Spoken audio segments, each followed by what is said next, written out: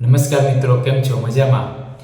આજે વાત કરવાની છે એક એવા સ્વાતંત્ર્ય સેનાનીની કે જે ગાંધીજીના અંતેવાસીઓમાંના એક હતા, કોંગ્રેસના અગ્રણી કાર્યકર્તા હતા અને જેણે ભારતની રાષ્ટ્રીય મહાસભાનો ઇતિહાસ લખવાનું ભગીરથ કાર્ય કર્યું છે. એમનું નામ છે ડૉક્ટર પટ્ટાભી સીતારામૈયા. ડૉક્ટર પટ્ટાભી સીતારામૈયાનો જન્મ 1880ની અંદર આંધ્રપ્રદેશના પશ્ચિમે ગોદાવરી જિલ્લાના ઇલોઈ તાલુકાના ગોંડુગોસના ગામે થયો હતો. તેમણે પોતાનું પ્રાથમિક શિક્ષણ છે એ પોતાના ગામમાં જ મેળવ્યું હતું, પણ આગળનું જે શિક્ષણ હતું એમણે નોબેલ કોલેજની અંદર મેળવ્યું અને તેઓએ એફએની પદવી મેળવી. સાથે સાથે તેઓ ડૉક્ટર પણ થયા અને ત્યાર પછી એમણે એક કાર્ય ચાલુ કર્યું. ડૉક્ટરની પદવી મેળવ્યા પછી ડૉક્ટર પટ્ટાભી સીતારામૈયા તે સમયે બંગભંગની ચળવળ અને વિદેશી વસ્તુઓનો બહિષ્કારની જે આંદોલન ચાલતું હતું એનાથી તેઓ અલિપ્ત રહી ન શક્યા અને એઓ તેની અંદર જોડાયા.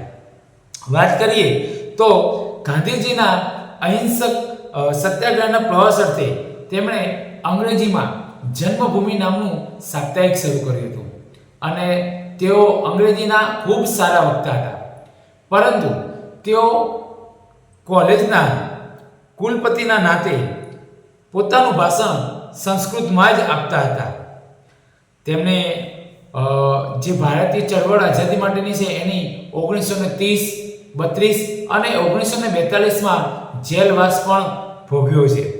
આ સિવાય તેમની વાત કરીએ આપણે તો તેમણે રાષ્ટ્રીય મહાસભાનો જે ઇતિહાસ લખવાનું ભગીરથ કાર્ય કર્યું તેનાથી તેઓ ખૂબ પ્રસિદ્ધ થયા.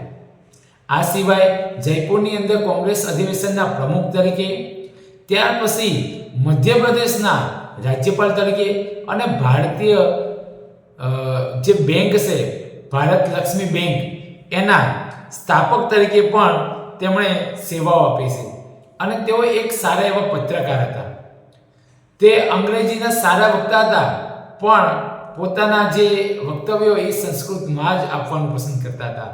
આવા ડૉક્ટર પટ્ટાભી સીતારામૈયાનું 17 ડિસેમ્બર 1959ના રોજ અવસાન થાય છે. તેમને આજે આપણે એમના અવસાનના દિવસે આજે આપણે પુણ્યતિથિ નિમિત્તે શ્રદ્ધાંજલિ આપીએ છીએ. અસ્તુ. આવજો મિત્રો, આવતીકાલે ફરી એક નવા વ્યક્તિ પરિચય સાથે મળીશું. આવજો.